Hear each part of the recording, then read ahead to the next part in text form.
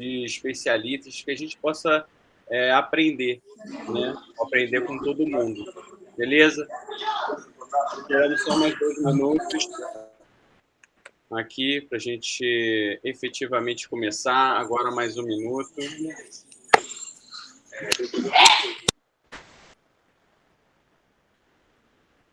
Leonardo, está preparado? Acho que você já pode compartilhar a tela.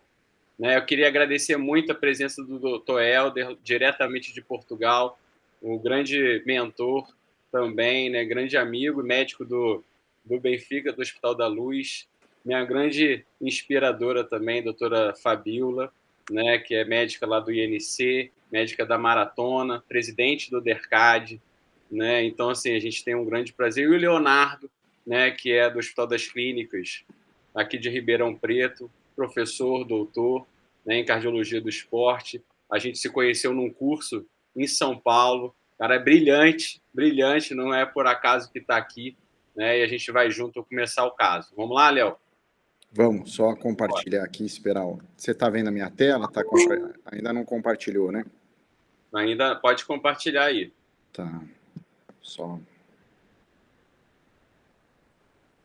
Se ele entra aqui...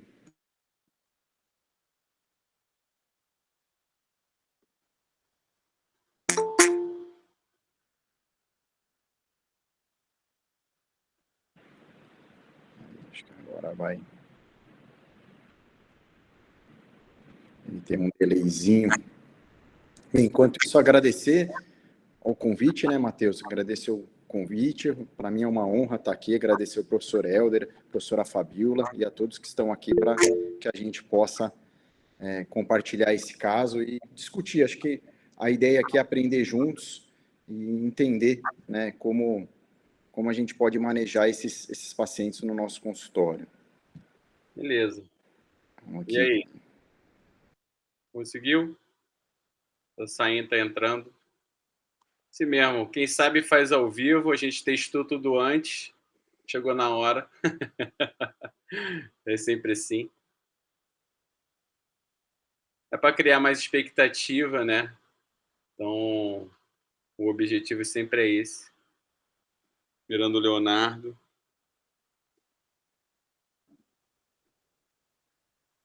Nájila, fera é você, Nájila. Você que é a grande fera aqui. Vai ensinar a gente aqui. Tem um eletro aqui lindão para você ver. E aí você abre o microfone e ajuda a gente.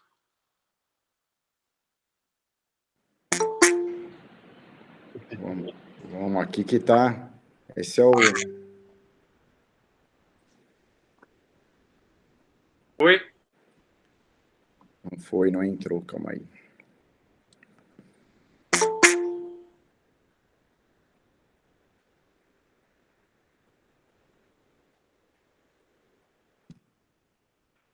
Ele travou aqui o compartilhamento.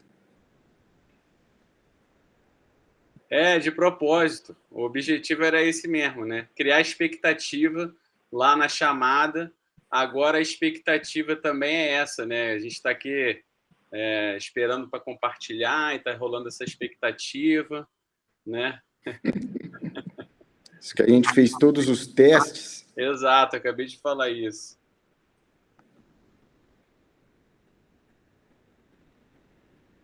Aqui começou a chover um pouquinho. Talvez seja esse delay também. Aí, ó. Acho que agora vai. Só esperar um pouco. Aí. Agora foi. Agora foi, né? Vamos lá, pode começar. Né? Tá, deixa eu colocar aqui.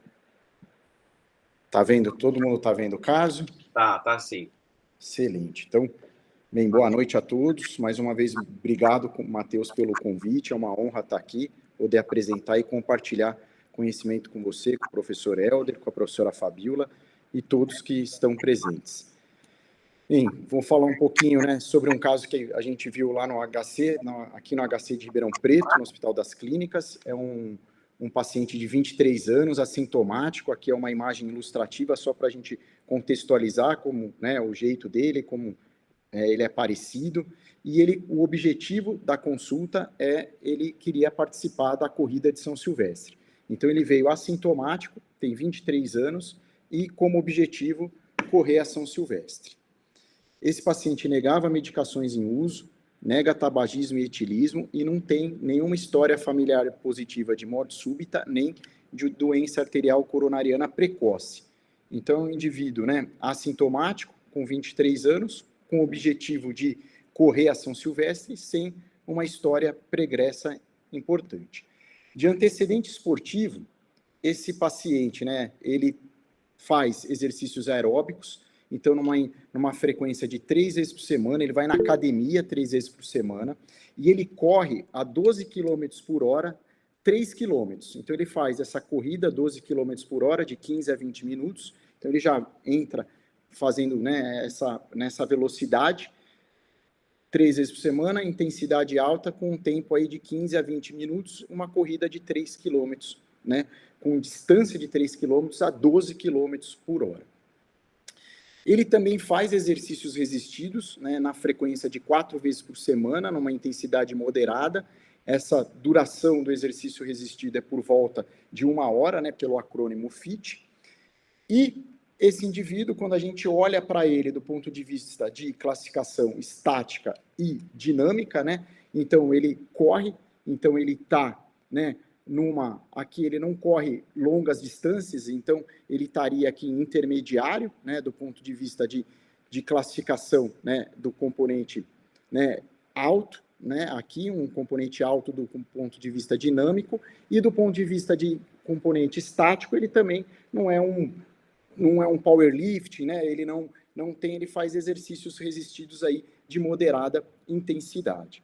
Do ponto de vista de exame físico, ele está em bom estado geral, corado, hidratado, orientado, tem uma pressão arterial de 11/6, né, de 110 por 60 milímetros de mercúrio, uma frequência de 60 batimentos por minuto, um IMC de 20, né, não tinha turgência de jugular, né, a 90 graus, então sentado ele não tem turgência de jugular, aparelho respiratório sem alterações, mas quando avaliado no aparelho cardiovascular, 2 bulhas rítmicas normofonéticas, com um clique mesosistólico e sopro mesotelesistólico de timbre regurgitativo no foco mitral, 3 cruzes em 6. Membros inferiores e extremidades, né, sem edema e tempo de enchimento capilar menor do que 3 segundos. E ele já trouxe, como uma avaliação pré-participação, ele já trouxe o eletrocardiograma, né, para que a gente pudesse avaliar junto com, né, a anamnese e o exame físico. E aí eu queria perguntar para vocês se vocês querem discutir o eletro, o que vocês acham desse eletro, o que vocês acham da história. Isso, Léo, vamos deixar o doutor Helder falar, a Fabíola, e depois alguém que queira falar. Nájila, por favor, já se prepare. Se quiserem, posso começar eu, então. Pode começar, professor. Pronto, para já 3 coisas que saliento. Em primeiro lugar, ainda bem que há pessoas que querem fazer exercício físico e fazem, primeira nota. A segunda, e 2 sinais de alarme que vemos aqui, como é óbvio. Em primeiro lugar, o sopro, não é? E pronto, se calhar podemos discutir as características do sopro, enfim, mas numa era onde temos exames complementares com um sopro destes, que não é inocente, vai exigir-se fazer, como é óbvio, um ecocardiograma, pelo menos, e depois, claro, o eletrocardiograma. É um eletrocardiograma que é patológico. Se olharmos para as recomendações internacionais, que vocês também devem seguir no Brasil, pelo menos 2 extracístoles ventriculares no ECG devem ser investigadas, mas não interessa só o número, é o padrão. Pronto, se calhar não vou alongar muito, quero ouvir os colegas, mas há aqui 2 ou 3 coisas que são preocupantes. O eixo das extracístoles, não é? De uma forma muito simplista, negativas nas derivações inferiores, portanto, tem um eixo superior, pode ter origem mais na parede livre e não tanto no trato de saída, que são mais benignas. O padrão de bloqueio completo do ramo direito, que não é típico, e também, se repararmos, já aqui outra coisa que eu costumo valorizar, que é o prolongamento dos QRS, que, enfim, estão muito prolongados, praticamente 200 milissegundos. Mas pronto, claramente há aqui alterações patológicas e vamos ver o que é que fizeram a seguir. Fabiola.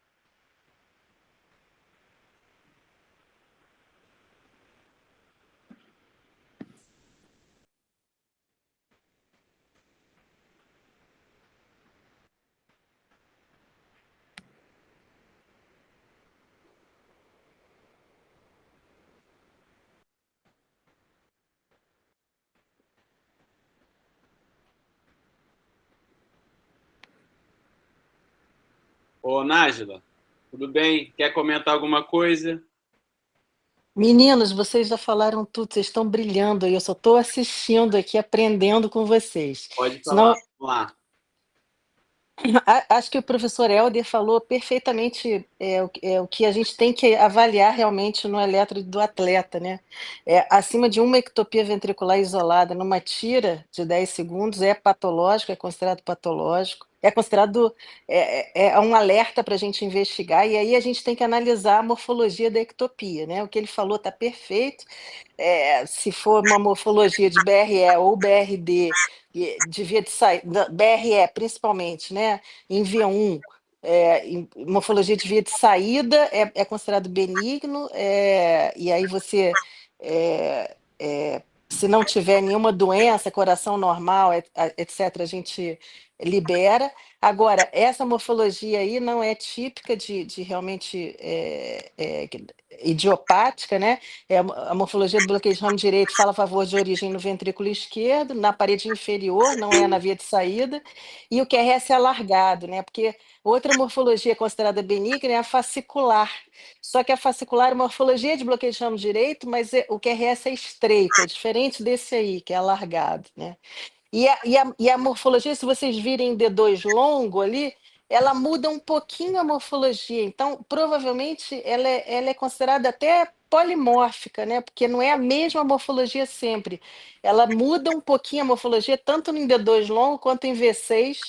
a gente tem duas morfologias bem próximas uma da outra, mas realmente está ali ou na parede inferior do coração, do VE, ou em músculo papilar póstero inferior mesmo. Acho que todo mundo já falou, eu só repeti o que vocês falaram, gente.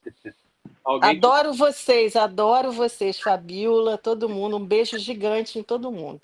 Valeu, Nájila. Alguém quer comentar mais alguma coisa, professor Caldas, sobre o exame físico, alguma coisa? Senão a gente toca para frente. O exame físico não pegou extracístole, não, né? Não. O exame físico foi aquele lá que ele colocou, né? Pode voltar aí, Léo. Só no exame físico da ausculta, né? Aquele... O aparelho cardiovascular. Isso, não tinha irradiação, e sem irradiação. Esta não é a foto do atleta, pois não? Não.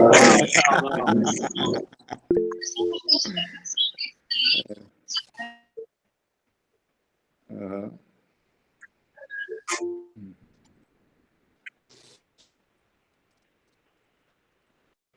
Doutor Serafim também quer falar.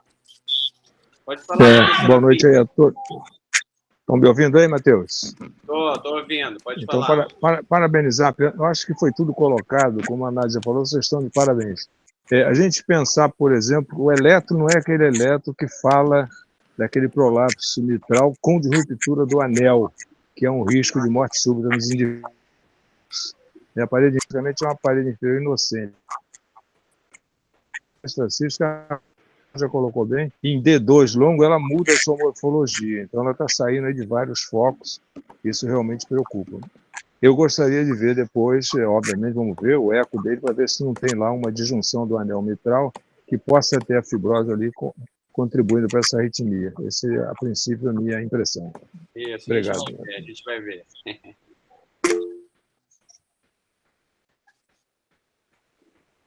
Ó, a Tainá está colocando aqui, existe prolapso com malignidade. Vamos lá, vamos seguir, Léo. Então, né, você está no consultório, 23 anos, assintomático, auscultou esse sopro, viu esse eletro, e aí é lembrar, né, esse trabalho pivotal, né, do Domênico Corrado, que mostrou, né, numa casuística aí de mais de 20 anos, uma redução, né, que o eletro reduziu aí 89%, né, morte súbita na população italiana, principalmente aí da região de Vêneto. Então, só para contextualizar, né, a gente sabe o público que a gente está, mas se lembrar que a interpretação do eletro do atleta, ela é diferente da interpretação de uma pessoa normal, né, assim como na criança. Então, a gente tem, né, uma diretriz, uma recomendação para a interpretação de eletro no atleta, publicada tanto no JACC como, né, no European Heart Journal. E o eletro normal do atleta, ele é uma bradicardia sinusal. O que a gente espera encontrar? Bradicardia sinusal ou arritmia sinusal, ritmo juncional atrial equitópico, podendo ter um aumento da voltagem do QRS para sobrecarga de ventrículo esquerdo ou, né, direito, um BAV de primeiro grau, ou um MOBITS 1, um BRD incompleto, um padrão de repolarização precoce também, e pode até encontrar uma inversão de onda T de V1 a V4 em afrodescendentes associado a esse padrão de repolarização precoce, e uma inversão de onda T de V1 a V3 em indivíduos menores do que 16 anos. Lembrar que o eletro pode ser considerado borderline, quando ele tem um desvio do eixo para a esquerda, sobrecarga atrial esquerda, desvio do eixo para a direita, sobrecarga atrial direita e bloqueio de ramo direito. Se eu tenho maior ou igual a duas alterações como essa, eu preciso, né, prosseguir a minha investigação. E lembrar, né, que a gente tem que pensar aí, né, em miocardiopatia hipertrófica, miocardiopatia dilatada, miocárdio não compactado, né, QT longo, mas no Brasil a gente precisa também lembrar que a gente pode ter um atleta chagásico. Então, se eu tiver um paciente com bloqueio de ramo direito, bloqueio divisional antero-superior esquerdo, BAV de primeiro, arritmias ventriculares, encontrar um aneurisma apical aí no eco ou na ressonância, lembrar que a gente pode estar diante da miocardiopatia chagásica crônica.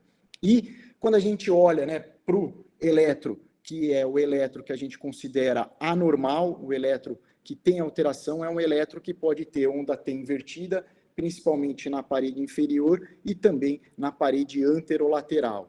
Então, tem esse trabalho do ano passado do Felipe Ferrari, capitaneado, né, pelo professor Ricardo Stein, que avaliou mais de 6 mil jogadores de futebol com idade entre 15 e 35 anos, mais de 82 clubes, né, no país, mais de 82 clubes profissionais em mais de 18 estados, e ele viu que, né, de mais de 6 mil jogadores, ele encontrou 180 elétrons alterados, então ao redor de 3% de elétrons alterados, e a maioria desses elétrons tinha uma alteração na parede inferolateral.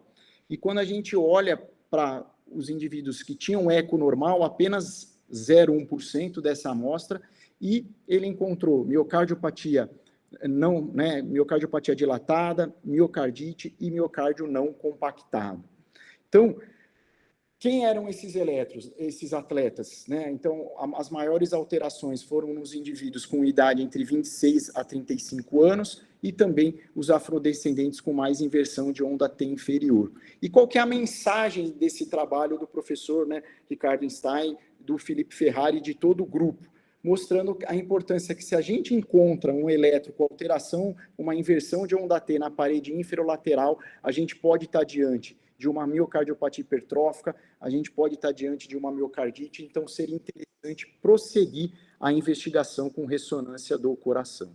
Então, de modo que quando a gente olha para o eletrocardiograma anormal, né, a gente tem que pensar, né, que o intervalo PR maior igual a 400 milissegundos, um MOBITS 2, um BAVT, se o atleta tem onda delta, um QRS patológico, então bloqueio de ramo esquerdo, um QRS muito alargado, maior ou igual a 140 milissegundos, onda epsilon, para a gente pensar em displasia ritmogênica do VD, síndrome de Brugada, né, com aspecto, né, da asa do golfinho, onda T invertida em parede inferolateral, depressão do segmento ST, intervalo QT prolongado, além de arritmias, como foi muito bem comentado, maior ou igual a 2 extrasístoles em 10 segundos, extrasístoles ventriculares pareadas, trigeminadas, taquiventricular não sustentada, fibrilação atrial flutter e, quando tem uma bradicardia importante, uma frequência menor do que 30 e uma pausa maior ou igual a 3 segundos. Então, entender o eletro do atleta, entender o que é um eletro patológico, entender o que é um eletro normal, saber essa diferença é muito importante para quem está avaliando eletro, para quem está avaliando atleta no dia a dia. Então, vem a pergunta, né, vocês estão no consultório, viram um indivíduo de 23 anos, assintomático, com esse sopro, com aquele eletro, eu libero ele para atividade física? E aí, pessoal, quem não libera? Qual que é a conduta? A, liberar para a prática de exercício físico de alta intensidade. B, liberar para a prática de exercício físico de alta intensidade, mas eu vou solicitar o exame. Pode continuar treinando, mas a gente vai complementar aí com alguns exames. Liberar para a prática de exercícios físicos de intensidade moderada. Letra C. Letra D, liberar para a prática de exercícios físicos de intensidade moderada e solicitar exames, ou restringir para qualquer atividade física? Ó, a Tainá botou aqui, avaliar ele com esforço de TE ou teste cardiopulmonar. Fabíola.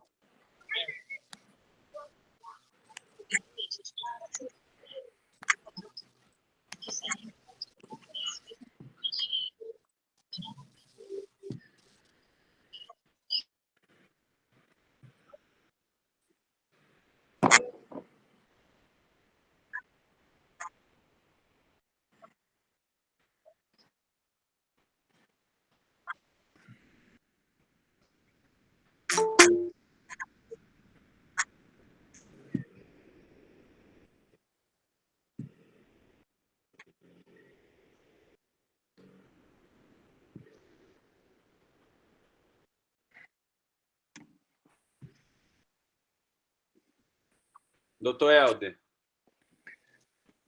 Eu concordo com esta opinião, ou seja, mas queria aqui deixar só 2 ou 3 notas importantes. Também a nossa decisão quanto à restrição ou à aptidão, não é? Para a prática executiva, depende muito do timing em que nós consigamos fazer os exames. Por exemplo, o Mateus esteve aqui comigo, em Lisboa, por exemplo, este doente ou este atleta, se estivesse à minha frente, antes de me perguntar se podia fazer isto ou aquilo, eu dava esta resposta depois de fazer os exames, ou seja, se nós conseguimos ter um eco, pelo menos um eco e a prova de esforço imediata, vamos ter mais informação para dar. Agora, olhando para a resposta, eu concordo. Claramente, há sinais de malignidade, portanto, não permitia fazer exercícios de alta intensidade, mas mantinha a atividade física, porque efetivamente não temos ainda nenhum diagnóstico. Eu lembro que, por exemplo, se não fosse o sopro, e se fosse só aquele ECG, e se não existir cardiopatia estrutural, não sabemos se existe, vamos ver, é provável por causa do sopro, como é óbvio, o atleta podia fazer tudo o que lhe apetecesse, basicamente, não é? Portanto, e é o que está nas recomendações. Agora, se no eco confirmar aquilo que nós todos suspeitamos, que pode haver um prolapso com regurgitação importante, se depois na prova de esforço o padrão das exercícios ventriculares tiver alguma malignidade, como TVs não mantidas induzidas pelo esforço, ou não desaparecer com o esforço, etc., aí temos de ser muito restritivos. Portanto, olhando para estas opções, eu concordo com os comentários prévios, ou seja, liberava, como vocês dizem, mas para intensidade apenas moderada, e suscitava exames complementares que vão ser claramente, à partida, eco e prova de esforço, e muito provavelmente, e até uma discussão que nós podemos aqui ter, a ressonância, e claro que o eco está mais acessível, mas mesmo com um eco normal, este atleta vai ter que fazer sempre uma ressonância magnética cardíaca, portanto, era aquilo que eu fazia. O doutor Serafim, pode falar. Matheus, nesse momento eu não liberaria. Esse rapaz, eu deixaria ele fazendo passeio no shopping e prosseguiria a minha investigação. Obviamente, faltam aí os marcadores inflamatórios para a gente pesquisar esse laboratório. Obviamente, a gente não pode afastar as miocardites, não pode afastar, por exemplo, a miocardite chagas, que o Leonardo colocou muito bem no nosso país. Então, neste momento, eu não liberaria. Partiria para investigar e saber realmente onde é que a gente está atirando. Estão atirando para onde? Ainda não sabemos. Valeu, Matheus. Valeu, pode seguir, Léo. Bem, então a gente já discutiu bastante o eletro. E a extrasístole ventricular é preocupante? Vocês querem fazer algum comentário? Acho que já foi bem falado sobre a extrasístole. O que você acha, Matheus? Quer seguir? Acho que sim, podemos seguir. Tá. Então, foi muito bem comentado sobre a extrasístole, né? Só para contextualizar também para todo mundo que está vendo. Então, tem esse consenso, né? Uma opinião de experts que mostra a importância da gente olhar para a extrasístole, como foi muito bem comentado, e tentar entender de onde está saindo essa extrasístole. Então, quando a extrasístole, né, ela tem o eixo QRS, aí, com morfologia, né, principalmente V1, de BRE, sai do eixo inferior, ou um BRD típico, é monomórfica, ela diminui ou cessa com exercício, não tem a extrasístole bigeminada, pareada, trigeminada, TVNS, e não tem história familiar e nem alteração no ECG exame de imagem, é uma extrasístole classificada como comum, então, né, ou de baixo risco. Então, é uma extrasístole que a gente não pensa em cardiopatia estrutural, principalmente aí na via de saída do ventrículo direito. Agora, quando a gente olha uma extrasístole com BRD, eixo superior, BRD atípico, QRS largo, polimórfica, que persiste ou aumenta durante o exercício, né, e tem extrasístoles bigeminadas, pareadas, trigeminadas e TVNS, além de história familiar e alteração no eletro e no exame de imagem, a gente precisa pensar que pode estar associado a cardiopatia estrutural, como aqui, né, na parede, né, livre do ventrículo direito e no septo. E quando a gente olha para a extrasístole do nosso paciente, do nosso atleta, então ele foi muito bem comentado, provavelmente essa extrasístole está saindo ali, né, da disjunção do anel mitral. Então, pensando, né, que o paciente que tem prolapso de válvula mitral, que pode ser um prolapso de válvula mitral, as arritmias ventriculares podem ser esforço induzidas, tem esse padrão de bloqueio de ramo direito e podem ser extrasístoles polimórficas, pareadas e também apresentar ataque ventricular não sustentada. Então, dessa forma, acho que todos, né, concordam aí com a conduta, a gente já discutiu isso, e aí esse paciente foi solicitado, esse atleta foi solicitado um ecocardiograma, Então, no ecocardiograma veio uma dilatação de grau leve do ato esquerdo, um volume, né, do ato esquerdo aí de 41 ml por metro quadrado, câmaras cardíacas normais, fração de ejeção de 56%, mobilidade e strain longitudinal global, né, normais. E ele tem, na válvula mitral, um folheto alongado, espessado, com prolapso de ambos os folhetos, com uma degeneração mixomatosa, com insuficiência mitral moderada acentuada, e uma distância entre a porção posterior do anel mitral e o início do miocárdio da parede inferolateral, medindo 12 milímetros, sugestivo de disjunção do anel mitral. Então, aqui está o ecocardiograma dele, né? Não sei se o professor Helder quer comentar, mas alguém quer comentar. Doutor Helder, quer comentar, doutor Helder? Sim, eu acho que nesta imagem é muito evidente a disjunção. A disjunção que é uma condição que nos últimos anos temos valorizado mais, não é? Previamente, aliás, no contexto esportivo, o prolapso mitral foi sempre muito desvalorizado, mas nós não podemos esquecer que, por exemplo, na morte súbita na mulher, o prolapso mitral é considerada a principal causa estrutural. Não é? Portanto, e aqui não estamos a falar de uma atleta feminina, como é óbvio, mas é uma condição que tem de ser valorizada, sobretudo associada a outras alterações.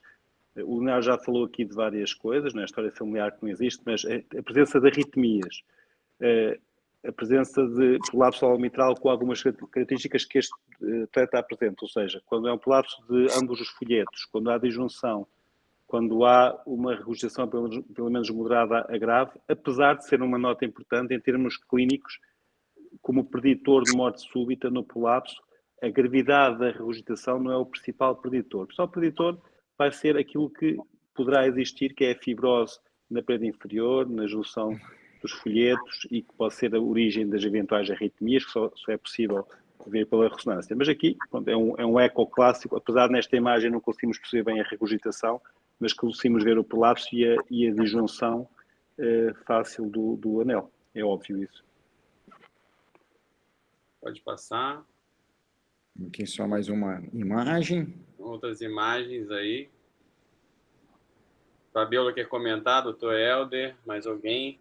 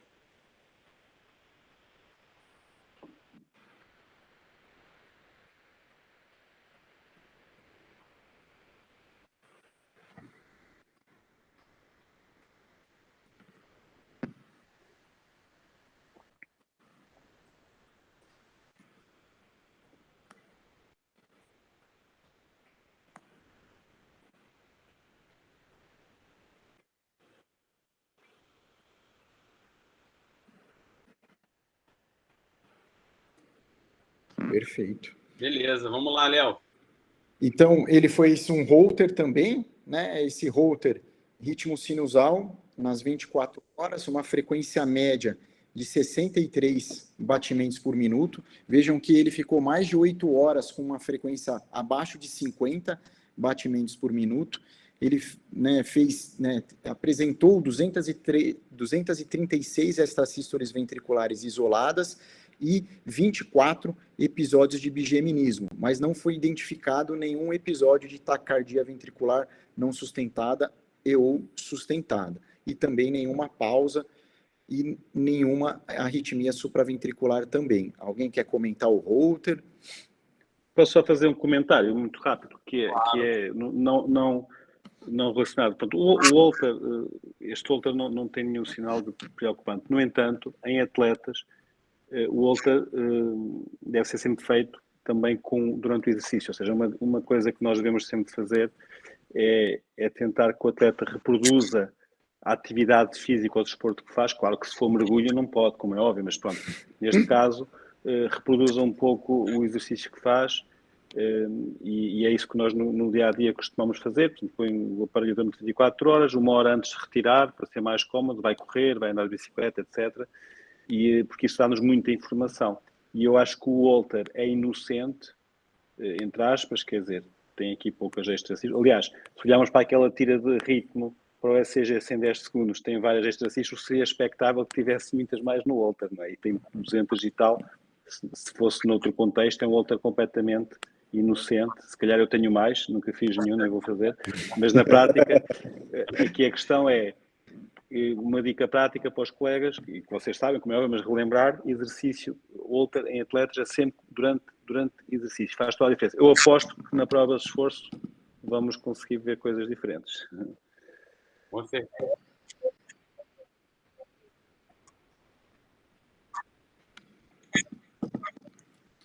Ele nega tudo isso.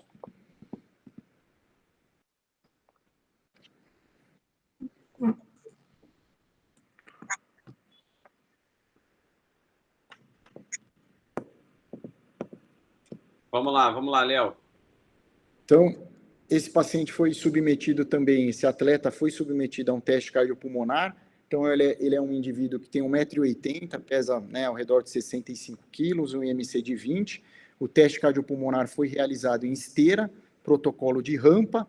Então, a gente deixou a inclinação fixa de 1%, ele corre, né, a 12 km por hora. A gente iniciou o teste ali por volta de 8 km por hora, e aí ele fez um teste com VO2 relativo de 51, né, ml por quilo minuto. Pelo Wasserman deu 110% do predito.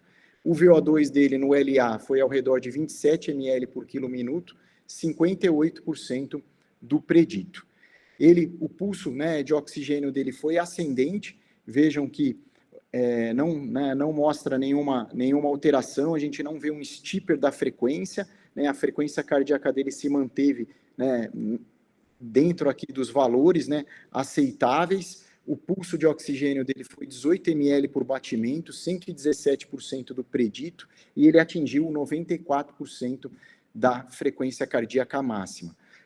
Da parte ventilatória, ele também não teve nenhuma alteração importante, né, não fez um padrão taquipneico, porém, ele, né, quando o teste, né, no início do esforço, ele já começou a fazer arritmias, e começou com extrasístoles ventriculares isoladas, bigeminadas, e evoluiu com 4 episódios de taquicardia ventricular não sustentada, com 3 batimentos, como vocês estão vendo nesse eletro aqui do esforço. Com o incremento do esforço, houve uma diminuição da densidade de arritmias. Ele finalizou o teste com 16 km por hora e 184 batimentos por minuto, e esse aqui é o eletro do pico do esforço dele. Não sei se vocês querem comentar o eletro, mas na recuperação, a partir do 3º minuto, ele voltou a ter episódios de bigeminismo ventricular que se iniciaram no 3º minuto e permaneceram até o 8º minuto da recuperação. E aí, pessoal, acho que agora é um prato cheio, hein? Quem quer começar? Fabiola.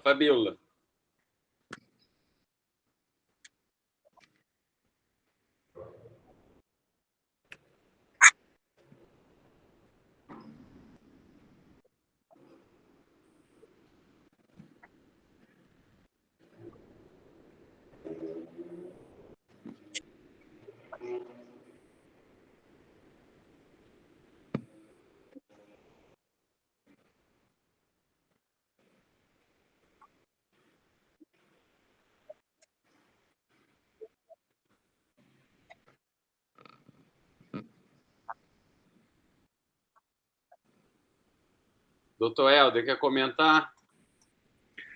Em termos genéricos, esta questão é muito importante, ou seja, a relação da frequência de extracístolos com o esforço e a malignidade, portanto, se são isoladas ou não, se tem TVs não mantidas ou não, faz todo o sentido. Eu acho que esta prova de esforço tem, apesar de no pico do esforço não haver extracístolos, tem aqui critérios muito preocupantes, até porque já temos o eco prévio e sabemos que há cardiopatia estrutural. Portanto, estas TVs não mantidas, que vemos, por exemplo, neste traçado, ainda por cima parecem ser polimórficas, são sinais de malignidade e faz toda a diferença depois para a possível aptidão ou não desportiva. Portanto, eu ficava muito preocupado. A partir daqui, o meu nível de preocupação, apesar de tudo, aumentou. Apesar de ser uma prova um pouco atípica, porque de facto depois no pico de esforço, por acaso, não tem. Só que um detalhe também, eu acho que eu também faço provas de esforço cardiorrespiratórias ou cardiopulmonares, como possamos chamar, mas este é um caso em que para o diagnóstico não interessa. Para o diagnóstico o que interessa é o ECG, é durante o esforço. Portanto, a informação que vimos até na prova, se nós olhássemos só para a análise de gases, não acrescentou muito. Talvez o consumo de oxigênio, apesar de ser normal para uma pessoa que treina tantas vezes por semana, apesar de tudo, poderia estar ser um bocadinho melhor, porque foi 116%, salvo erro, do previsto, mas aqui o ECG faz toda a diferença, porque eu acho que, por um lado, estas TVs não mantidas durante o esforço, apesar de não ser uma recuperação, é importante, e por outro lado, que é uma coisa que não se valorizava no passado, mas houve um estudo muito recente, penso eu, no ano passado, publicado no JAC, que revelou que a extracistolia, mesmo se não existir durante o esforço, a extracistolia durante a recuperação deve ser valorizável e associa-se a mais eventos, inclusive morte súbita. E foi um estudo que nem sequer foi feito apenas em atletas, foi na população geral. Beleza. A Diva também, a Diva também concorda, ela também acha que é preocupante, né? Ela colocou aqui no chat. Pode falar, Fabiola.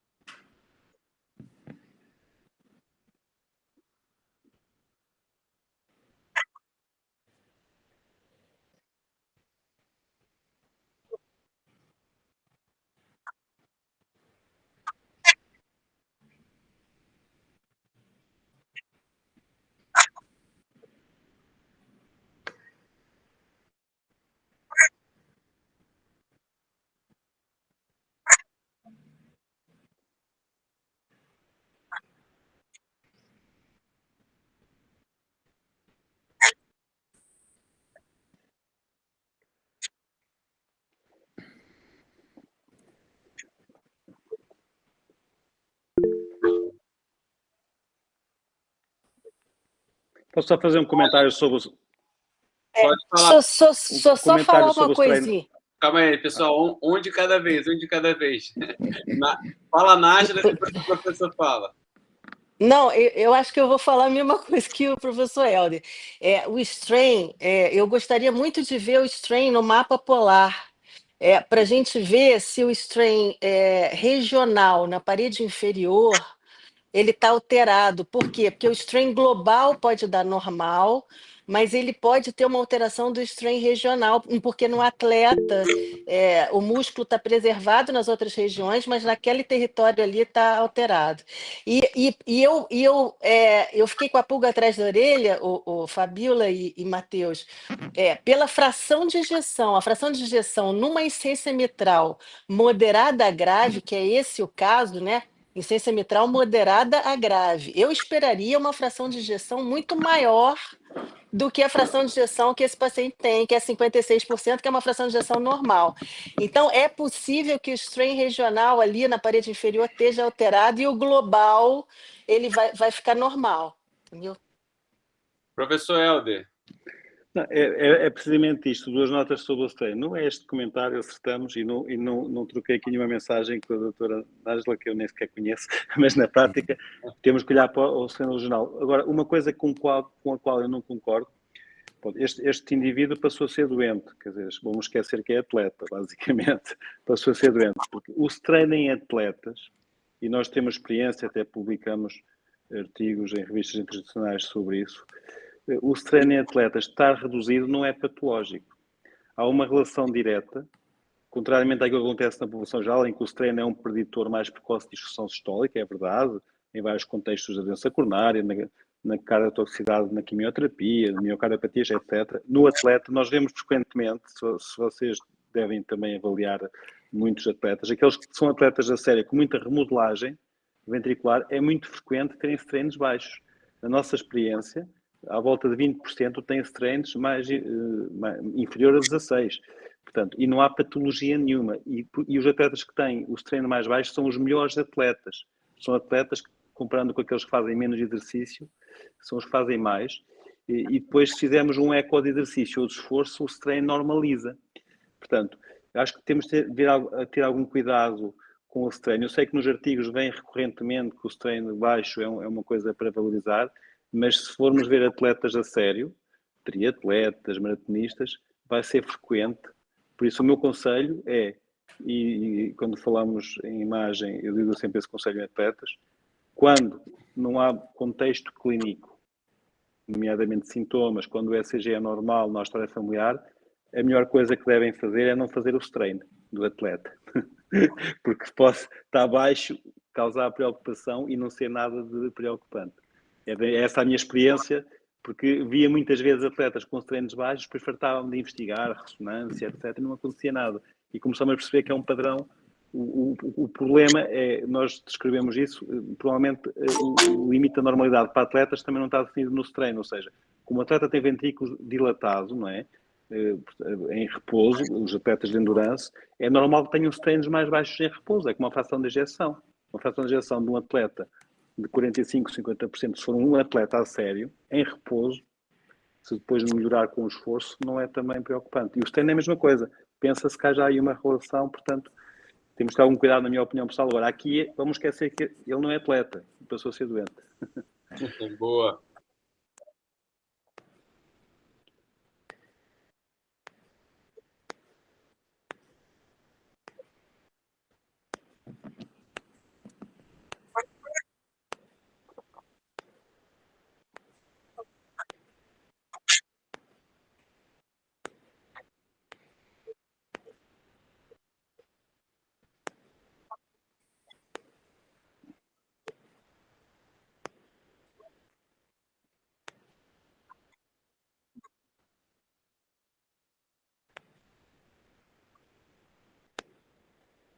Beleza. O George chegou a levantar a mão, depois abaixou. Quer comentar alguma coisa, George? Não, sim. Não, Matheus, obrigado. Beleza, beleza. Eu acho que alguém quer comentar mais alguma coisa? Não? Beleza. Léo, pode seguir. Bem, só respondendo à professora Nájila, foi feita, né, a avaliação do strain em 2 máquinas, na GE e na Philips, e também o strain regional não veio alterado, só para também ter essa resposta. E aí esse paciente foi para a ressonância de coração, né, e na ressonância não tinha realce tardio, né, o que foi visto aí foi um aumento, né, da dimensão do átrio esquerdo, né, e uma fração de ejeção de 50%, e também foi visto um aumento do volume, né, diastólico final e também um aumento aí, né, do volume sistólico final indexado. Mas, a princípio, não foi vista fibrose, né, então ficou, né, sem essa arritmia, não tem fibrose ali da disjunção anulomitral. E agora? E aí, pessoal? Só queria fazer um comentário. Eu tinha falado no chat que ia acabar o tempo e a gente ia entrar no outro link.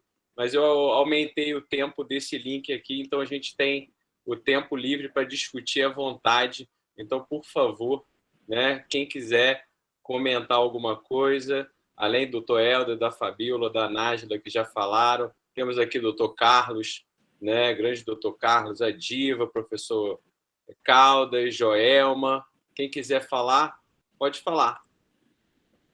Alguém quer comentar alguma coisa? E aí? E essa ressonância?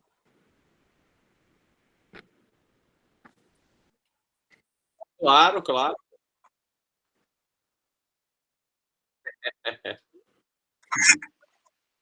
Exato. Só tem fera na plateia, pô.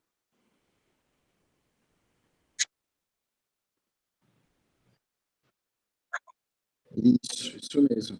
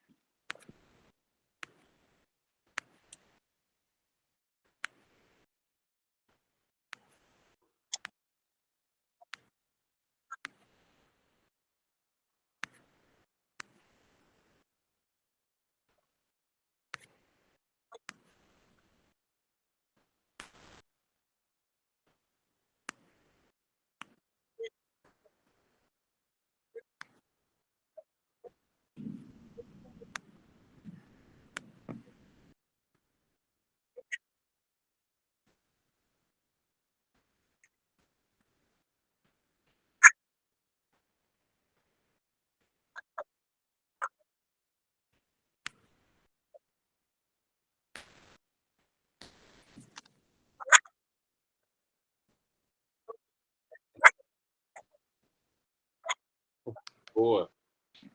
Tá a Nájila aí para discutir. Doutor Helder. É assim, duas ou três notas adicionais. Em primeiro lugar, é um excelente caso. Muito obrigado, Leonardo. E espelha aquilo que eu acho que é mais interessante nesta área da cardiologia desportiva ou da cardiologia do esporte, como vocês dizem, que é o difícil. Claro que há casos e casos, há a dificuldade em avaliar e fazer diagnósticos, em estabelecer medidas terapêuticas, mas o difícil e aquilo que fará a diferença no grupo de pessoas que gostam desta área é tomar a decisão. Pronto, esta questão, isto é muito bonito, tem disjunção, mostramos vídeos, os exercícios, vem daqui, vem dali, etc. Mas depois, às vezes, que é como acontece a mim, se calhar a vocês, alguém fez isso tudo e depois, quando é para tomar a decisão, vai lá ter com o especialista do desporto. E isto é que faz a diferença. Pronto.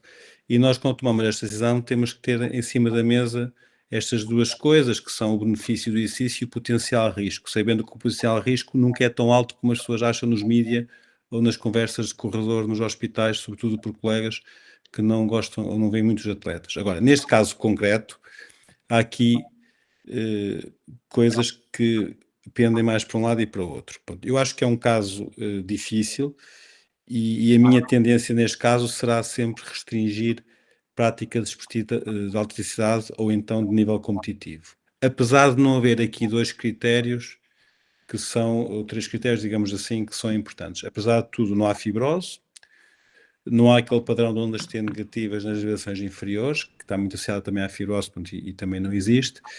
E, efetivamente, também não houve nenhuma arritmia maligna, digamos assim, mas isso até, como há bocado a professora Fabíola disse, isso é até aparecer, quer dizer, na prática, provavelmente está aqui no limiar de acontecer uma arritmia mais importante. Portanto, acho que temos que restringir a prática desportiva. Aqui a decisão, se calhar, mais difícil, além desta de poder ou não poder fazer o que pode fazer, e aqui a prescrição individualizada ser importante, a prova de esforço cardiopulmonar ajuda, apesar de nós percebermos que durante a prova em patamares mais precoces ainda há taquicardias ventriculares não mantidas naquela prova, portanto é difícil ter segurança baseada na frequência cardíaca.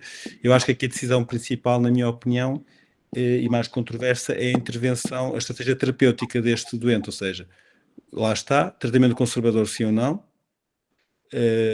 terapêutica farmacológica, eu acho que se tentava, apesar de tudo, se tiver boas frequências, tentava fazer beta-bloqueante e induzir o esforço sobre a terapêutica para perceber se esta sistolia melhora, não é? Pelo menos, acho que era uma estratégia importante. E o arritmologista pode ajudar, nessa opinião. Acho que não vai ajudar em muitas mais coisas, porque não há indicação para CSI para já, porque também não é um foco da ablação, dada a ausência de fibrose e a sistolia polimórfica e a patologia mitral, portanto, e depois é aguardar que isto agrave para ser tratado à válvula, basicamente. Há outro aspecto muito importante também no exercício, que é, só para não me alongar, é que há aqui dois riscos que nós temos em cima da mesa quando avaliamos as pessoas.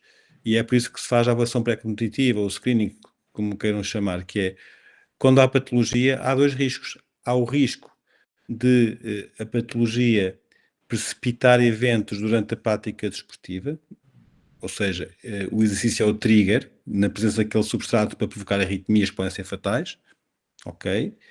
Que é aquilo que também pode existir aqui, mas depois há outra coisa, que é, há o risco do exercício agravar a patologia, como é típico na miocardiopatia ritmogénica, e neste caso, se este indivíduo não reduzir, apesar de não ter grande remodelagem, mas se passasse a ter mais remodelagem fisiológica, vai agravar a função, a rejeição mitral, portanto, nunca é salutar ele fazer grande volume nem elevada intensidade de treino. Beleza. Alguém quer comentar, doutor Serafim, Nájila? Matheus, eu posso andar um pouco só para... Pode, claro. Se alguém quiser comentar, é só abrir o microfone ou levantar a mão que vai poder comentar, tá? Aqui é liberado. Vamos lá, Léo. Só porque, como ele veio, né, para uma avaliação pré-participação e a gente identificou sopro, alteração eletrocardiográfica, fez todos esses exames, esse paciente ele foi para uma reunião clínica, ele foi para um heart team. Então, ali estavam, né, os especialistas do ambulatório de válvula, a equipe de arritmia, e foi optado por a conduta para ele naquele momento foi tratamento conservador, então não submetê-lo, né, a uma troca valvar, uma plastia mitral, avaliar PET scan, então será que apesar dele ter uma ressonância que não tem realce tardio, será que essa válvula está inflamada?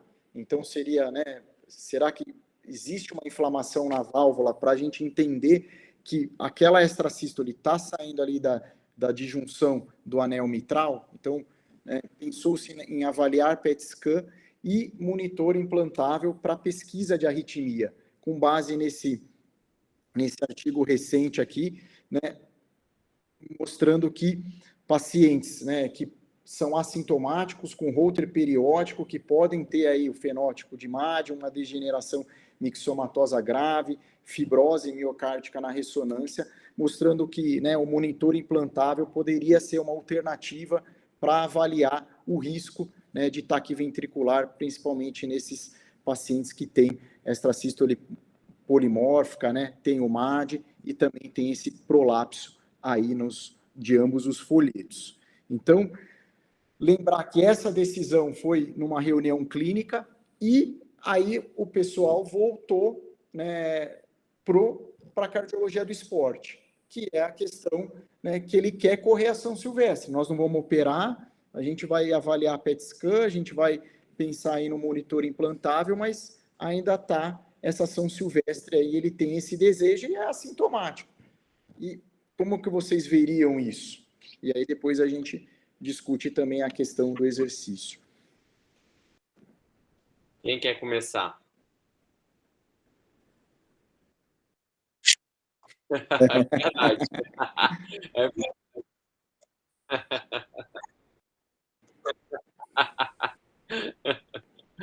Alguém quer mais comentar? Tainá, lá de Santos, diretamente de Santos. Tem aqui mais quem? Doutor Serafim, que está na Bahia. Quer comentar, doutor Serafim? Mas caiu aqui a minha ligação na hora que o Leonardo apresentou aí o Heart Team. Eu não acompanhei, mas eu achei interessante a indicação do PET-CT scan. Obviamente, aquelas informações que a ressonância não vê, às vezes você pega lá na glicose marcada, você pega. Isso é fundamental, fazer isso também nas miocardites, que você não pega realçadinho, não pega nada. Eu acabei de ter um caso desse agora que eu estou acompanhando, que nós estamos jogando para o lado de uma cardite reumática, né? Mas realmente eu achei interessante. Mas nesse momento eu não liberaria ainda não, Leonardo. Eu só queria falar, tem uma coisa importante, não sei se tem jovens aí assistindo, é a importância da avaliação pré-participação do indivíduo que queira se submeter a exercícios de alta intensidade. Então você vê que o Leonardo lá no seu ambulatório fazendo uma pré-participação perfeita, semiótica, com anamnese, exame físico, área de repouso, trouxe uma porção de ensinamentos para a gente aqui, para aqueles todos que não levam muito a sério a avaliação pré-participação, como o americano que não faz alerta. Se o americano pegasse aquele sopro da regularização e tal, talvez ele chamasse a atenção. Não sei se ele seria bom de esteto. O professor Fuss, que eles não gostam, diz que eles não gostam muito de estetoscópio.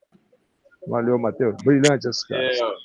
A Nájila, você viu aí, Léo? Pergunta aí no chat se fizeram T1 e T2 na ressonância. Fizeram T1 e T2. Aqui, eu acho que está... Eu passei rápido, mas eu acho que aqui, ó, mapa T1 e T2. Ó. A ressonância, basicamente, a fração de ejeção caiu um pouquinho mais do que o eco e veio um pouquinho, né, de dilatação em relação à dilatação de câmaras esquerdas em relação ao ecocardiograma. Mas o mais importante, como foi comentado aqui, que foi discutido no dia, foi a questão do realce, se tinha ou não realce, né? Então, a ressonância foi rediscutida também, o laudo, reviram as imagens. Então, por isso que eu não chamei muita atenção em relação às cavidades, que a professora Fabiola já tinha comentado muito bem, e seria mais, né, pensando aí na questão do realce mesmo, se existiu ou não presença de realce tardio, fibrose miocárdica. Professor Helder, você começaria o remédio, um beta para ele? Ou deixaria tratamento conservador sem remédio? E essa questão do PET? Eu acho que fazer medicação farmacológica faz parte do tratamento conservador. O tratamento conservador não é estar à espera e ver o que vai dar, não é? Eu neste caso, tentava beta-bloqueante. Não havendo cardiopatia, nós vamos imaginar o seguinte, para ver como é que a decisão poderia mudar. Estamos aqui a discutir se ele pode ou não fazer a São Silvestre. Agora vamos imaginar que ele fazia beta-bloqueante, uma dose baixa, bisoprolol, enfim, também por causa da frequência cardíaca em atletas, temos de ter cuidado com a dose, e depois repetia a prova na esteira e deixava bater aqueles padrões de TVs não mantidas com menos exercício. Mudava de figura, porque uma patologia valvular, neste caso mitral, com regurgitação que seja só moderada, a grave, sobretudo regurgitação e não estenoses, não contraindica a prática de exercício de moderada intensidade, ou em alguns esportes de elevada intensidade. Portanto, eu acho que eu comentava fazer beta-bloqueante, apesar, obviamente, do tratamento definitivo, partindo do pressuposto que a patologia é a válvula, seria no futuro quando tivesse indicação para tratar, fazer uma intervenção cirúrgica. Sobre o PET scan, acho interessante a indicação. Não tenho muita experiência, sinceramente, neste contexto. No contexto de alguns casos de miocardite, sem realce tardio, etc., nós por vezes fazemos, ou com doenças infiltrativas, sem grande padrão nos exames de imagem convencionais, mas aqui acho que faria sentido. Não sei muito bem se viesse, o que é que mudava, ou seja, será que se tivesse muita, depende da gravidade, não é? Mas se tivesse muita inflamação na válvula, a nossa conta seria diferente. Enfim, é discutível, não é? Porque estamos a falar ao nível microscópico. Portanto, mas sim, acho que estava terapêutica. O PET scan, se tivesse acessibilidade a fazer, pode ajudar. E depois repetia, se fizesse terapêutica, uma prova de esforço com o efeito da mesma.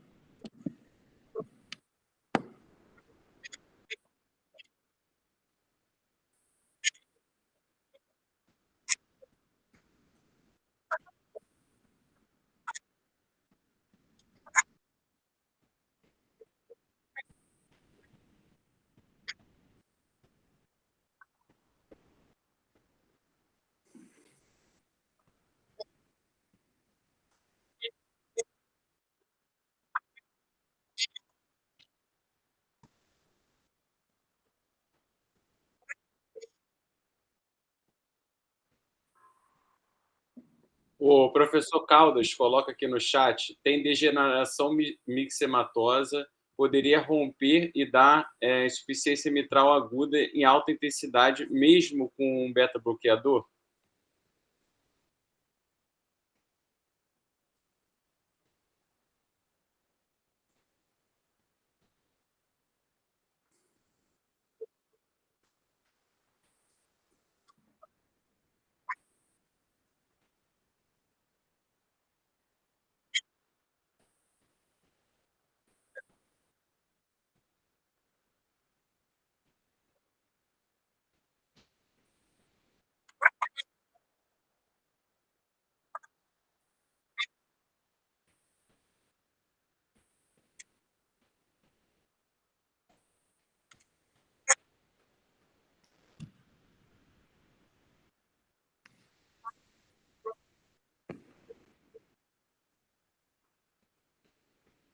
Alguém quer comentar? Presidente, Nájila quer comentar? Patrícia, alguém quer comentar? Não? Léo, pode seguir, Léo. E aí, o que vocês fizeram? Como é que foi? Então, aqui, acho que já foi bem comentado, né? A professora Helder falou da experiência de PADA com a professora Cristina Bassi, que ela avaliou, né, esses pacientes aí da década de 80 até mais de 20 anos também, nos pacientes que tiveram morte súbita, ao redor de 650 pacientes até 40 anos de idade, viram, né, que a maioria eram mulheres e o prolapso de válvula mitral eram 7% de todas as causas de morte súbita. E o prolapso de válvula mitral foi a única anormalidade encontrada nessa autópsia. E aí vem, né, o que o professor Helder falou, mulheres jovens adultas, clique mesosistólico, envolvimento bivalvar, alteração da onda T nas paredes inferiores e extrasístoles com morfologia de BRD ou polimórficas no Holter, além da fibrose na região inferobasal, que levam, né, ao aumento aí a chance aí de morte súbita desses pacientes.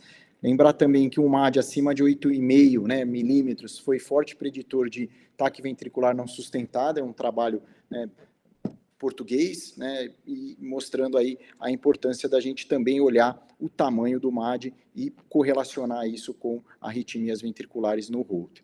Nós temos a diretriz que o professor Helder, né, deu a brilhante aula anterior para a gente, mostrando a diretriz, mostrando um resumo, uma aula muito boa com todos, né, todas as doenças, as cardiopatias, a avaliação que a gente deve fazer, e aí naqueles pacientes que têm alto risco de morte súbita, prolapso de válvula mitral, que são os pacientes que são sintomáticos, que têm qualquer desses critérios, né, então história familiar, sexo feminino, prolapso de ambos os folhetos, alteração eletrocardiográfica na parede inferior, prolongamento do QT, extrasístoles complexas, MAD, né, o sinal de Pique-Halb, e a história também de síncope ou pré-síncope, está contraindicada, né, a atividade principalmente competitiva e também de alta intensidade, sugerindo aí uma baixa intensidade de atividade para esses pacientes, né, baixa, moderada intensidade, como o professor Helder falou.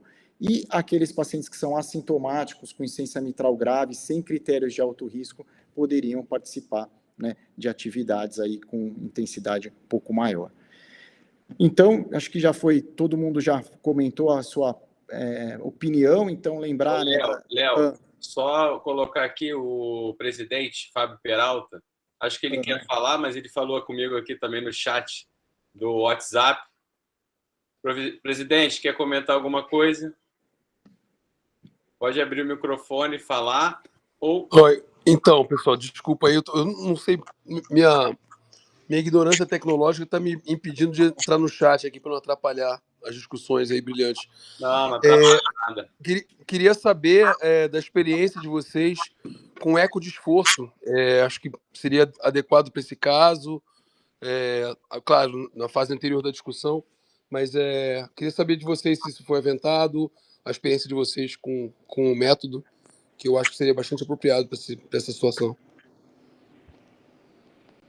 Professor Helder, primeiro o senhor, depois Fabíola. Eu acho que o eco de esforço é um exame que é subvalorizado, mas é muito relevante, ou seja, basta perceber que quando há uma pessoa que tem queixas com o esforço, a forma mais fisiológica de avaliarmos, de investigar, é estar a olhar para a pessoa, ou para o doente, ou para o atleta, enquanto está a fazer exercício. E o eco de esforço permite-nos fazer duas coisas, permite-nos ver, olhar para o coração e ver a parte elétrica também na esteira. Neste caso em particular, eu por acaso acho que o eco de esforço, a única coisa em que poderia ajudar era tentarmos perceber se a regurgitação mitral agrava ou não com o esforço. Pronto, é mais um preditor de mau prognóstico, mais um preditor de gravidade, e quando estamos na zona cinzenta, porque em várias fases ao longo do caso a regurgitação mitral foi, penso eu, definida como moderada a grave, em alguns contextos, não é? Portanto, não foi taxativamente grave, mas havia ali uma fase transitória, se calhar avaliar durante o esforço a regressão mitral podia ser útil.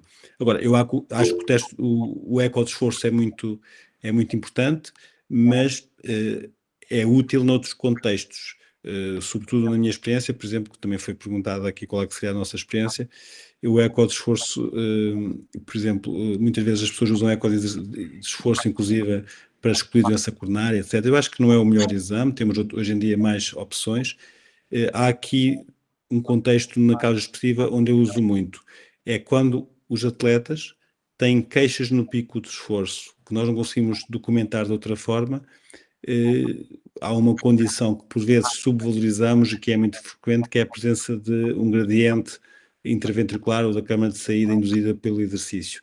E é o eco de esforço que nos permite fazer isso. Portanto, é uma condição onde eu uso muito. A segunda, onde também uso no contexto desportivo, são naqueles atletas que têm uma fração de ejeção reduzida em repouso, que consideramos não ser muito habitual, sobretudo de acordo com o perfil do atleta e do desporto que faz. Fazemos eco de exercício ou de esforço para ver se a fração de ejeção melhora com o esforço. São duas situações específicas do atleta onde acho que é muito útil.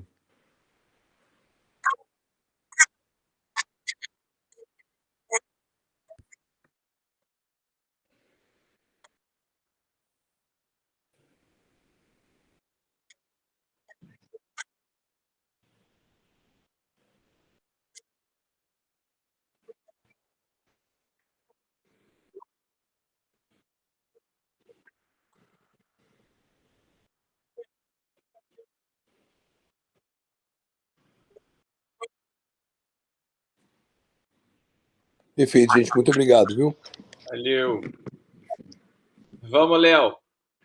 Vamos embora, então. Então, tem esse documento, né, do ano passado. Então, aqueles pacientes como o professor Helder, como, né, a professora Fabíola e todo mundo comentou, que não seria elegível para esporte competitivo, né, devido às alterações que ele tem. Tem esse documento também interessante que avalia arritmias nos atletas, né, um consenso. Naqueles pacientes que têm arritmias ventriculares benignas, olhar principalmente aqui é só uma dica, se o paciente usa droga ilícita, se ele está usando alguma, né, substância irregular, perda de peso, avaliar também salsa, apneia obstrutiva do sono, cessar tabagismo, álcool, cafeína e também o manejo da hipertensão naqueles que têm arritmias ventriculares benignas. Já nos atletas ou nos pacientes que têm arritmia ventricular complexa, tratar a doença de base. Então, como foi discutido aqui muito bem, ter uma decisão compartilhada, mas olhar principalmente para a doença de base. E, né, o que nós fizemos? Então, a gente olhou para esse atleta que virou um paciente, como o professor Helder comentou muito bem, a gente reviu o teste cardiopulmonar dele, então a frequência dele no LA era ao redor de 133 batimentos por minuto, ele iniciou taque ventricular não sustentada com 140 batimentos por minuto, então a gente limitou o treinamento dele a uma frequência de 120, o treinamento aeróbico, que fica ao redor de 50% do VO2 máximo. Então, né, para justamente a gente não deixar esse indivíduo sedentário, né, não impedi-lo, né, de fazer atividade física, de restringir a atividade física. Então, a gente entendeu também que uma atividade chegando até essa frequência poderia ser feita com segurança. Exercícios resistidos também na intensidade moderada e lembrar, né, dele se automonitorizar, então ele, né, usar um smartwatch, principalmente aí se ele tiver alguma alteração, alguma palpitação, que o smartwatch possa aí também ajudá-lo nesse contexto que a gente tem esses novos dispositivos que têm nos auxiliado bastante. E São Silvestre, como a gente viu aí muito bem, a gente também contraindicou a São Silvestre para ele, não tem condições, né? Tem o ambiente, tem, né, os gatilhos, tem lá, ele tem uma cardiopatia estrutural, então é muito complicado a gente liberar esse indivíduo para São Silvestre, visto que a gente viu aí no último domingo. E como mensagem, né, acho que é uma mensagem importante, que a tomada de decisão compartilhada em cardiologia esportiva envolve uma discussão de risco complexa que deve equilibrar evidências científicas, incerteza clínica, autonomia do paciente e preocupações de todas as partes impactadas pela decisão de participar de esportes competitivos. Essa é uma frase de um artigo, né, do Dresner sobre cardiomiopatia hipertrófica, mas eu acho que cabe aqui muito bem, porque é um caso desafiador, por isso que eu pedi essa licença para o Matheus me apoiou bastante, agradecer muito o Matheus, porque eu queria ouvir muita opinião de vocês, né, porque é um caso bem difícil do ponto de vista, né, de manejo. Então, como o professor Helder falou, a gente está diante de uma pessoa, está diante de uma vida, tem familiar, tem muito amor envolvido, então a gente precisa tentar tomar a melhor decisão para que esse indivíduo possa viver da melhor forma possível. E como agradecimento, né, só para agradecer, eu deixei nesse QR Code todas as referências que foram usadas nessa aula. E então, quem quiser puxar o QR Code, depois vai conseguir as referências, ou se tiver alguma dúvida, não quis falar no chat, pode me mandar e-mail sobre o caso, eu estou aqui à disposição e muito agradecido e honrado por ter tido essa oportunidade. Muito obrigado mesmo. Oh, excelente caso. Deixa o QR Code aí, deixa o QR Code na tela para o pessoal pegar o artigo. Né? Primeiro, eu quero te agradecer, Leonardo, foi fantástico. Colocar também aqui o que o professor colocou, né? Que ele encaminharia para um serviço de reabilitação, porque nem sempre, né, a questão do que se repete, o que tem no treino se repete no teste ou vice-versa. Então, é importante essa coisa da reabilitação, a gente tem esse mindset, né, da reabilitação. E agora eu quero ouvir a Fabíola, quero ouvir o Dr. Helder, né? A Nájila aqui já falou que o caso foi lindo, né? Já dou esse feedback aqui logo de cara, né? Que a conduta foi acertadíssima. Então, aqui o Dr. Serafim colocou se alguém pensou em TV catecolinérgica, né? O Léo pode responder isso, se lá no grupo dele eles pensaram. E quero ouvir também o doutor Helder, que está aí já na madrugada, o que ele tem para dizer para a gente.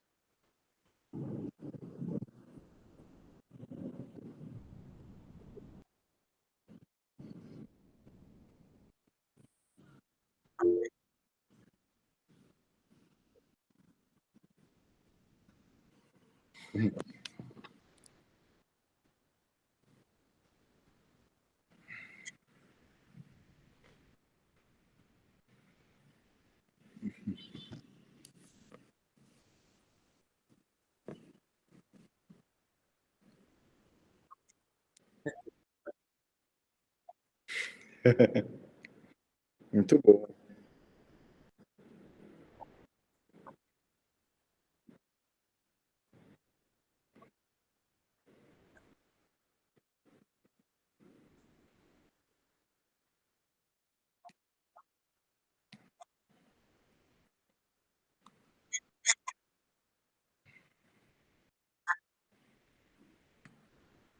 Contigo, professor.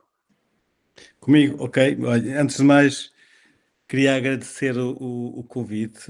Muitos parabéns, Leonardo, pelo excelente caso. Um caso desafiante, como é óbvio. E nesta área de casos desportivos, os casos mais simples, este caso não era simples, mas os casos mais simples também são desafiantes, por causa daquilo que eu há pouco reforcei, que é a tomada de decisão, que é difícil. E por isso é que muitos casos têm que ser discutidos entre colegas, com os doentes, com os atletas, com o staff que rodeia o atleta, e esta questão da decisão partilhada é cada vez mais relevante. Havia aqui temas para discutir sobre isso, como é que se faz, se em termos jurídicos tem valor ou não tem, são coisas que, enfim, que são muito discutíveis. Mas esta questão do médico deixar de ser um polícia, apresentar os dados ao atleta e ele ser tomado, ter palavra na tomada de decisão, é muito relevante, porque nós estamos aqui a falar, e é importante reforçar isto, de situações que são graves no contexto da medicina e da cardiologia esportiva, mas que mesmo assim, se forem ver a taxa de morte súbita em pessoas que têm doença, não estou a falar em pessoas que não têm nada, mesmo assim é discutível, porque muitas vezes as incidências são baixas, portanto, e temos que aprender a lidar com isto e, como médicos, assumir algum risco, alguma responsabilidade, desde que munidos da melhor evidência científica, etc. Depois um outro comentário, mas aqui para dar os parabéns aqui ao Mateus, enfim, que esteve aqui connosco no Hospital de Luz e no Benfica, e parabéns pela iniciativa e pelo dinamismo que vocês têm. Tomáramos nós que noutros cantos do mundo fosse possível discutir entre colegas estes casos, e também ponho-me aqui à disposição sempre que precisarem de alguma ajuda, de alguma colaboração. Eu gosto muito de partilhar e de aprender com os outros, e aprendo também muito com vocês, e acho que mesmo com o oceano no meio, acho que é possível fazer coisas giras de investigação, documentos de consenso, partilhar experiências. Aqui em Portugal é um país muito mais pequenino, como é óbvio, é quase como ali de Copacabana, Leblon e pouco mais. Há mais cardiologistas aí em Ipanema do que em Portugal, se calhar. E então, de cardiologia desportiva, enfim, não há quase ninguém aqui, mas é uma coisa que eu acho que podemos pensar no futuro em formalizar e em construir os nossos próprios documentos, porque nós sabemos tanto como os outros experts que estão aqui a escrever artigos. Portanto, temos é que ter mais força e em português podemos ser muito fortes. Muito obrigado. Obrigado, professor. Uma grande honra ter o senhor aqui. Queria dar a palavra agora ao presidente para ver se ele fala alguma coisa com a gente. Está aí já com a câmera ligada, né? O presidente da sociedade aqui da Medicina do Exercício do Esporte do Rio de Janeiro. Obrigado, Matheus, Leonardo, Fabíola, Helder, todo mundo que está participando aqui. Uma grata surpresa. Matheus, formalmente eu estou aqui como presidente, mas o mérito é todo seu, cara. Foi muito legal a tua disposição em juntar tanta gente boa. Leonardo, parabéns por pegar esse caso, escolher. As portas estão abertas para a gente promover cada vez mais encontros como esse e outros tantos, que a gente possa produzir conhecimento. Então, Fabiola, saudade de você. A gente vai se ver aí outras vezes no Rio. Professor Helder, muito prazer em vê-lo aí. Já tinha ouvido falar bastante aí do senhor. E é isso, gente. Muito obrigado. Uma boa noite e ansioso para o próximo. Olha, pessoal, quero agradecer o Leonardo, né, para fechar. Quero agradecer o professor Helder, que é um grande amigo, né, o carinho que a gente criou aí nesse período de estágio, né, e assim, certamente essa daqui é a primeira de muitos casos clínicos, né, agradecer a Fabiola, que é uma amiga querida também, ao Léo, que é um cara brilhante, certamente vai estar aqui com a gente de novo, ele tem mais 2, 3 casos, ele, tem um centro lá em Ribeirão Preto, cheio de casos, né? Ele sempre vem falar comigo, tem um monte de casos, posso apresentar e tal. Já tem uma fila, ele já está na fila desses casos. Durante o ano, a gente vai repetir isso, que eu acho que é muito importante não só a gente ficar, né, na leitura dos artigos, mas dividir experiência, né? Então, foi muito legal, acho que o primeiro foi brilhante. Quero agradecer o Dr. Serafim, que está lá na Bahia, né, que se dispôs a estar aqui com a gente, tanta gente boa que está aqui na plateia, né? Agora bem menos, né? Que o pessoal vai fechando, já está mais tarde aqui também. Então, olha, até a próxima, meus amigos. Tchau, tchau. Muito obrigado. A gente se vê, hein? Tchau, Muito tchau. Obrigado Boa noite. Obrigado para todos. Um grande abraço em todo mundo. Abraço, bom descanso.